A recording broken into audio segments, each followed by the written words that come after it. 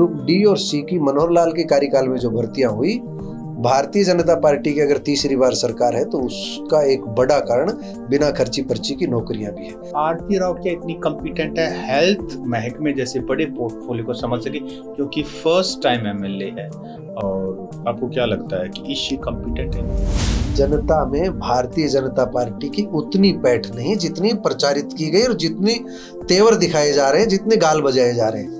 आप देखिए 1% से भी कम वोटों के अंतर से हार जीत हुई है। जी, अहिरवाल को तो रिप्रेजेंटेशन मिले मुझे लगता है बहुत लंबा समय हो गया।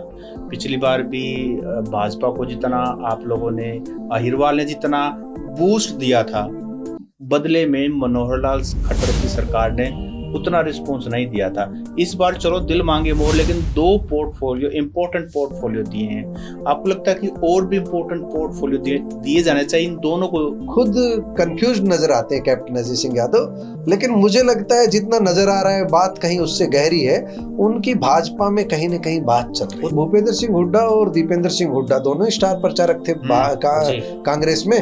दोनों खुल करके किसी भी मंच पर ये नहीं कह पाए कि हम एक भी भर्ती बिना मेरिट के नहीं करेंगे। उनके भाषण में धार नहीं थी। आप कैप्टन की कल की प्रेस कॉन्फ्रेंस में ध्यान देंगे तो उन्होंने क्या कहा, भाजपा में क्या कहा, भूपेंद्र यादव ओबीसी, कृष्णपाल गुर्जर ओबीसी, राव इंद्रजीत जी ओबीसी, बड़े सम्मान से बोले हैं वो सबके बारे में।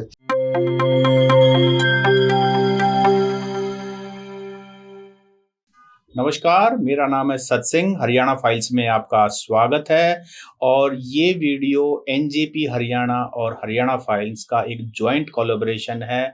आज मैं गुरुग्राम में हूँ और मेरे साथ हैं एनजेपी हरियाणा के संपादक महेश वैद्य जी। वैद्य साहब, आपका बहुत बहुत स्वागत है। जी सत्सिंह जी।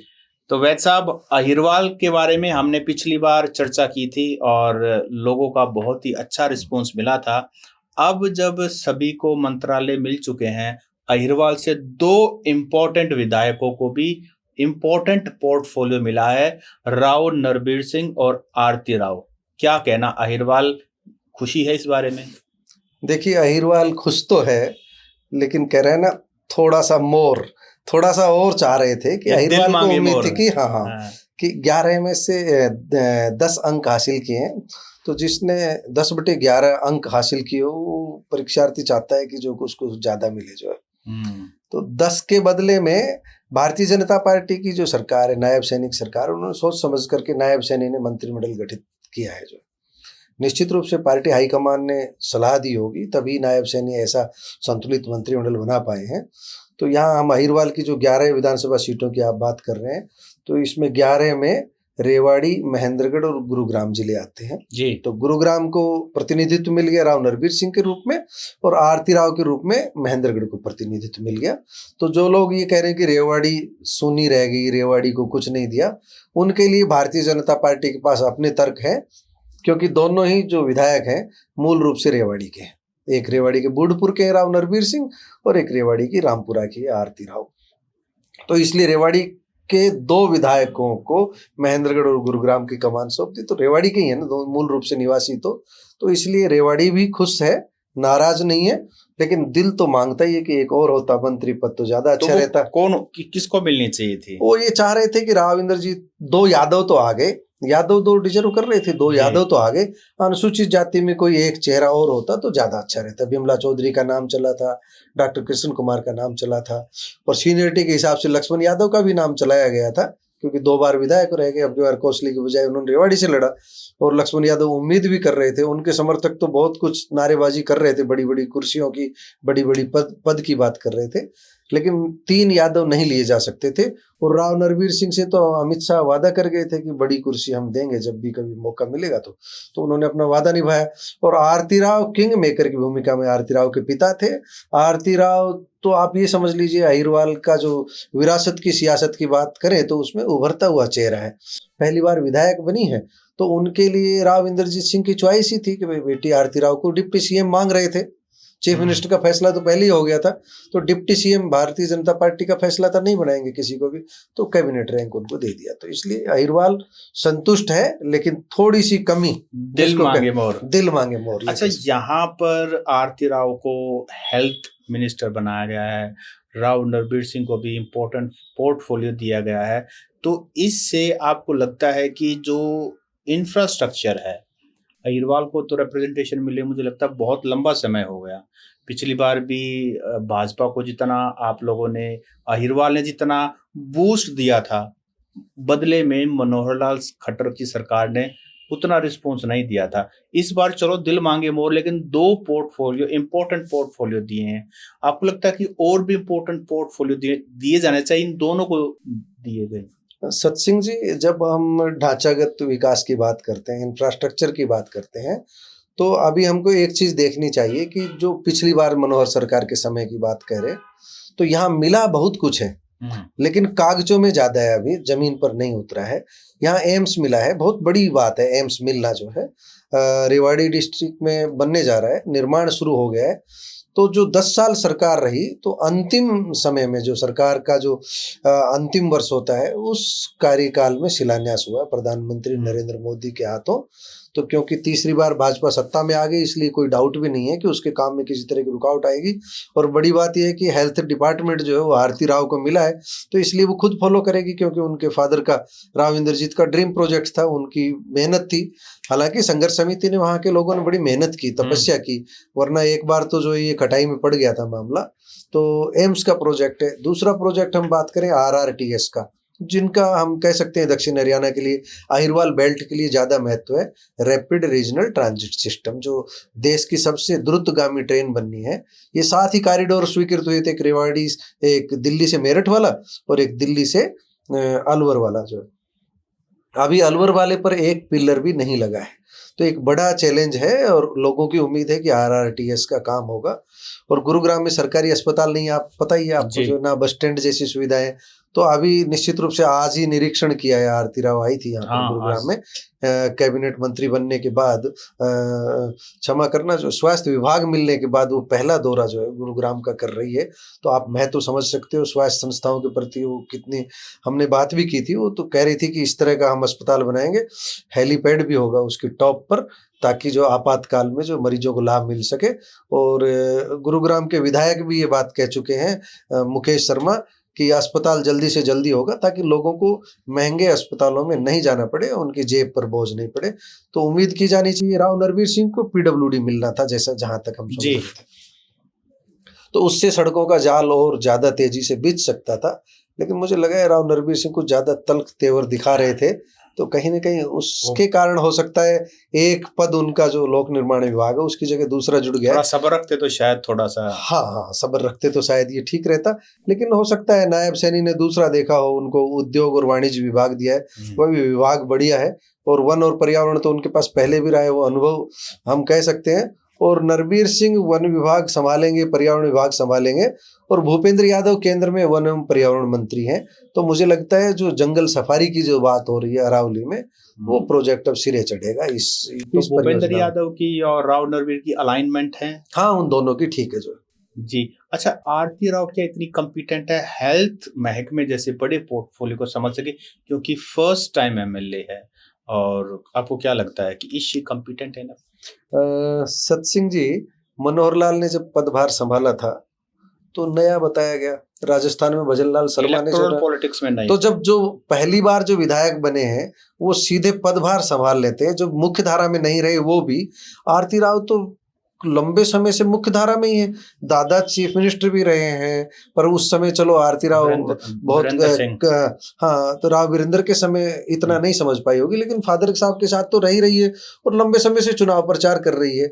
आरती राव को थोड़ा सा, जब हम रफ लैंग्वेज में कहें, देसी लैंग्वेज में, तो उनको थोड़ा सा भाषण शैली में, हिंदी में थोड़ी कठिनाई आ सकती है, जहां पर अधिकारियों के साथ काम की बात होगी, जहां उनकी अंग्रेजी भाषा पर बहुत मजबूत पकड़ है जो। और जब उनको जब सरकारी फाइलें निपटानी होगी, तो आरती राव बहुत तेजी से निपटाएंगे, उनमें कहीं कमी नहीं आएगी। और अधिकारी जो है उनको मतलब बरगला नहीं पाएंगे जो। एक बड़ा सवाल और भी है सर, और बड़ा सवाल ये है कि राव नरवीर जिस स्कूल ऑफ पॉलिटिक्स से आते हैं, वो स्कूल ऑफ पॉलिटिक्स बंसीलाल से शुरू होती है, फिर बाद में वो अलग अलग सरकारों में मंत्री भी रहे। क्या वो भाजपा के ढांचे में ढल करके जिस तरह की भाजपा राजनीति की बात करती है, जहां करप्शन नहीं होगा, जहां मतलब सिफारिशें नहीं होंगी, कम से कम बात ऐसी करते हैं, तो क्या राव नरबीर ये सब कुछ उसी तरह से चला पाएंगे? राव नरबीर सिंह की मीटिंग सुनी आपने? जी मैंने वो खुद सुनी। स्वीकार कर रहे हैं गुड़गांव को लूट कर खा गए अधिकारी। तो करप्शन तो खुद ही मान रहे हैं कि 10 साल करप्शन रहा, लेकिन वो कारण ही बता रहे हैं साथ साथ कि जब जो घोड़ा कमजोर होता है मैदान में तब वो गिरता है। तो उनका कहने का मतलब ये है कि जो यहाँ के जो विधायक रहे, जनप्रतिनिधि रहे, वो कमजोर रहे, वरना अधिकारियों की ताकत क्या है। तो वो करेंगे मेरे पास लगाम रहेगी, मैं चलाना जानता हूँ, अफसरशाही को मैं काम लेना जानता हूँ, इसलिए। लेकिन वो काम को ज्यादा अकड़ से ले रहे हैं, मुझे लगता है कभी नुकसान नहीं दे। अफसरशाही बहुत मतलब उनको थोड़ा सा तरीके से काम लेना चाहिए, ऐसा मैं सोच रहा हूँ। और जो अपनी जनता है उनकी एक्सपेक्टेशंस बढ़ जाती हैं, उनके सपोर्टर्स की, समर्थकों की एक एक्सपेक्टेशन बढ़ जाती है कि इतने लंबे समय बाद हमारे यहाँ का लोकल जो विधायक है वो मंत्रालय उसको मिला है, बड़ा पावरफुल मंत्रालय मिला है, तो उनका भी एक नौकरी लगवाना है, अपने छोटे मोटे काम है। क्या ऐसी एस्पिरेशंस हैं? देखो सत सिंह जी, नौकरी के मामले में भाजपा पारदर्शी नीति पर चलेगी, बिना खर्ची और बिना पर्ची की नौकरी देगी। निगम की जो नौकरियां हुई वो मुझे लगता है वो उनमें सिफारिश चली होगी, लेकिन ग्रुप डी और सी की मनोहर लाल के कार्यकाल में जो भर्तियां हुई, भारतीय जनता पार्टी की अगर तीसरी बार सरकार है तो उसका एक बड़ा कारण बिना खर्ची पर्ची की नौकरियां भी है। अब नायब सैनी ने जो 24,000 नौकरियों के रिजल्ट जारी, 24,000 नहीं है, उनको बढ़ा चढ़ा करके पेश किया जा रहा है। 18,000 है, 6,000 तो पहले वाली है। हाँ, पर जितने भी जारी किए हैं, लेकिन फिर बड़ा नंबर है। हाँ, बड़ा नंबर है और पारदर्शिता से हुई है, इसमें कोई दो राय नहीं। और भूपेंद्र सिंह हुड्डा और दीपेंद्र सिंह हुड्डा दोनों स्टार प्रचारक थे कांग्रेस में। दोनों खुल करके किसी भी मंच पर ये नहीं कह पाए कि हम एक भी भर्ती बिना मेरिट के नहीं करेंगे। उनके भाषण में धार नहीं थी जी, कन्विक्शन नहीं था, जिसको मैं कहूँ कि उन्होंने कह तो रहे थे कि हम मेरिट पे देंगे, लेकिन वो कन्विक्शन नहीं, वो ताकत जो होनी चाहिए वो नहीं थी कि लोग माने कि वाकई में दे आर डेड सीरियस। तो उनके साथ जो सपोर्टर थे उनमें से बहुत सारे यही उम्मीद कर रहे थे कि हुड्डा सरकार आए और उनका दाव लगे। तो एक यूथ का एक बड़ा वर्ग ऐसा था कि भाजपा सरकार आए और उनकी पढ़ाई काम आए, तो जो उनके पढ़ाई काम वाले ना वो ज्यादा। सर, इसके साथ साथ एक सवाल ये भी खड़ा होता है, ग्रुप सी और डी में तो हमने देख लिया ट्रांसपेरेंट तरीके से, बिना खर्ची, बिना पर्ची, इवन कांग्रेसी जो डेड सपोर्टर्स हैं कांग्रेस के, उनके परिवार में भी ये नौकरियां मिली हैं। ग्रुप बाकी जो बड़े ग्रुप हैं वहां पर भी अगर इस तरीके से ट्रांसपेरेंट तरीके से भर्ती कर पाते हैं तो फिर सोने पे सुहागा होगा। देखिए, वहां अभी मैं एकदम, मेरे हाथ में तो क्या है, क्लीन चिट देना, सर्टिफिकेट बांट नहीं रहा हूं मैं, लेकिन मुझे लगता है कि उस स्तर पर भी काम करना चाहिए। अभी हम यूनिवर्सिटीज में जाकर के देखेंगे तो बड़ी चालाकी से भर्तियां हुई मिलेगी आपको जी। तो वहाँ कोई ऐसी नहीं है कि वहाँ पारदर्शिता अपनाई गई है। मैं कई उदाहरण दे सकता हूँ जहाँ मुझे लगता है कि भारतीय जनता पार्टी ने पारदर्शिता छोड़ दी। हाँ, वो साइलेंट काम होते हैं, जिनको भर्ती करना होता है कर लिया जाता है, लेकिन ग्रुप डी और सी यहाँ मौका दिया जा रहा है। कांग्रेस के राज में पहले क्या था, ये लड़का कैप्टन ने लगवाया, ये भूपेंद्र हुड्डा ने लगवाया, दीपेंद्र हुड्डा ने लगवाया। भजन लाल के समय भी देखोगे कि आदमपुर में भर्ती हुई, हुड्डा साहब के कार्यकाल में देखोगे रोहतक में भर्ती हुई, चौटाला साहब के कार्यकाल में वो तो 3600 भर्तियों पर सजा काटी है उन्होंने। तो आप देखोगे भर्तियों में पारदर्शिता का पहला काम जो बड़ा स्टेप जो लिया वो मनोहर लाल का था जी, इसका फायदा मिला जी। अच्छा, अहिरवाल में एक और बड़े नेता हैं, कांग्रेस के नेता कैप्टन अजय यादव। पिछले दिनों एक प्रकरण हुआ, उन्होंने ट्वीट कर दिया पार्टी छोड़ती है, प्राथमिक सदस्यता सब कुछ कर दिया है, लेकिन बाद में फिर दोबारा ट्वीट आता है, मैंने आवेश में आगे ये कर दिया, मैं तो जो है ना आजीवन ही कांग्रेस में। वो हुआ क्या था?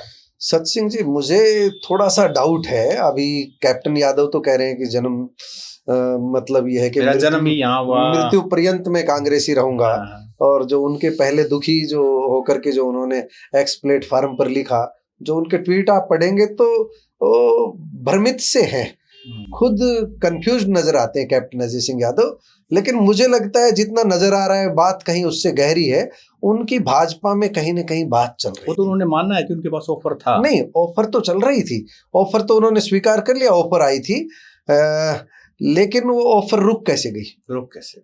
अच्छा, हाँ, यहाँ तो बोले थोड़ा बात और गहरी है। इसका मतलब किसी ने उनकी एंट्री में रुकावट डाली है, या कैप्टन अजय सिंह यादव के बेटे ने कहा कि क्यों करियर खराब कर रहे हो मेरा भी, तो कैप्टन अजय सिंह यादव खुद स्वीकार कर रहे हैं। तो चिरंजीव राव एआईसीसी के सेक्रेटरी इस समय, और उनके समधी लालू प्रसाद यादव, और हो सकता और है बिहार की राजनीति को देखेंगे तो राष्ट्रीय जनता दल की राजनीति चलनी जी। है, राजद और कांग्रेस का गठबंधन है, तो सारा उलट पुलट होना था। मुझे लग रहा था कि कैप्टन अजय सिंह यादव का भाजपा फायदा उठाएगी लेकर के, क्यों ओबीसी का बड़ा चेहरा, राष्ट्रीय चेयरमैन ओबीसी डिपार्टमेंट का कांग्रेस का, उसको महाराष्ट्र में खड़ा करे, झारखंड में ले जा करके खड़ा करे।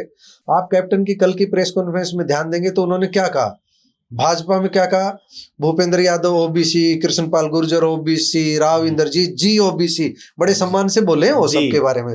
ये ओबीसी, सुधा यादव को पार्लियामेंट्री बोर्ड का सेंट्रल इलेक्शन कमेटी का मेंबर बनाया हुआ है, और मनोहर लाल है वो पंजाबियों के बड़े चेहरे हैं, और बुडोली है वो ब्राह्मणों के बड़े चेहरे हैं। और हमारे यहाँ क्या है, एससी भी दिखता है और दूसरा जाट चेहरा दिखता है। भूपेंद्र हुड्डा का नाम लिया, दीपेंद्र हुड्डा का नाम लिया, लेकिन ओबीसी चेहरे कहाँ हैं वो नहीं बता पाए।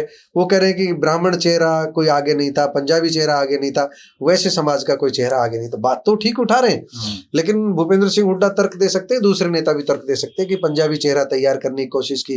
राज बब्बर को भी तो पार्टी लेकर के ही आई ना, पंजाबी चेहरा था, मुकाबला करने की कोशिश की, लेकिन कई बार दाल नहीं गलती, तो दाल तो कांग्रेस ने जो भाजपा की पका करके दे दी है जो। तो इन सब के चलते अहिरवाल के अंदर कांग्रेस की राजनीति क्या चल पाएगी? सत्सिंह जी, जनता में भारतीय जनता पार्टी की उतनी पैठ नहीं जितनी प्रचारित की गई और जितनी तेवर दिखाए जा रहे हैं, जितने गाल बजाए जा रहे हैं। आप देखिए 1% से भी कम वोटों के अंतर से हार जीत हुई है जी।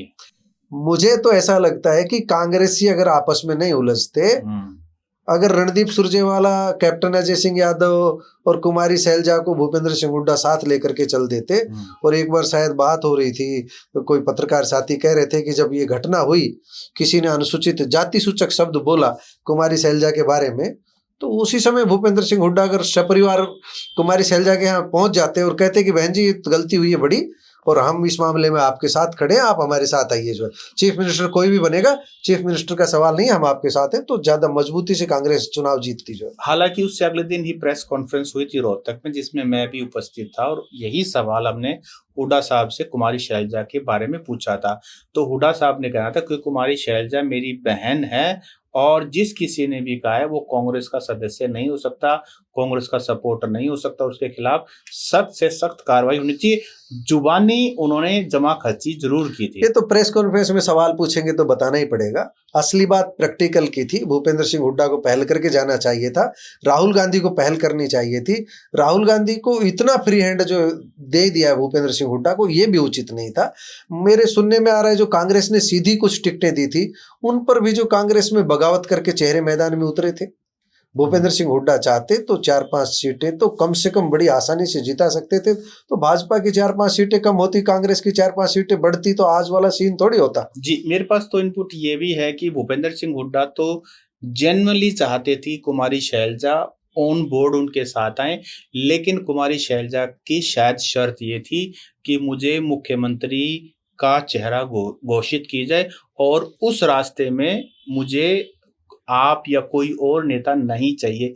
लेकिन इतना बड़ा फैसला और अपनी कुर्सी किसी और को ऑफर करना शायद राजनीति में ये नहीं। सत्सिंह जी, ऐसा ना तो भूपेंद्र सिंह हुड्डा कर सकते थे, और जहां तक विधायकों की पकड़ की बात करें तो कांग्रेस नेताओं पर पकड़ की बात करें तो सबसे ज्यादा मजबूत पकड़ भूपेंद्र सिंह हुड्डा की थी मौजूदा स्थितियों में। हाँ, ये जरूर है कि वो डिसेंट्रलाइज कर सकते थे पावर्स का, वो भूपेंद्र सिंह हुड्डा ने नहीं किया। इतने साल तक अगर संगठन नहीं बन पाया है तो इसके लिए कहीं ना कहीं भूपेंद्र सिंह हुड्डा की भी जिम्मेदारी है। और कुमारी सैलजा भी तो उदारता दिखाती तो चलो, भूपेंद्र सिंह हुड्डा तो गलती कर रहे थे, वो भी तो साथ हो सकती थी, कांग्रेस तो सत्ता में आ सकती थी ना जी। सभी को मिलकर के पहले पार्टी को सरकार में लाना था। हाँ, उसके ये बाद तो बाद का फैसला है, लेकिन उन्होंने वो जंग पहले ही शुरू कर दी। और कुमारी शैलजा का एक इंटरव्यू के बाद दूसरा, तीसरा, चौथा, पांचवा, और इसी बात को बीजेपी ने खूब भुनाया है, और जिसका परिणाम आज हम देख सकते हैं। जी जी जी। तो ये थे हमारे साथ एनजेपी हरियाणा के संपादक महेश वैद्य जी, जिनसे हमने अहिरवाल की राजनीति के बारे में चर्चा की। वैद्य साहब, आपने समय दिया, आपका बहुत बहुत शुक्रिया। धन्यवाद।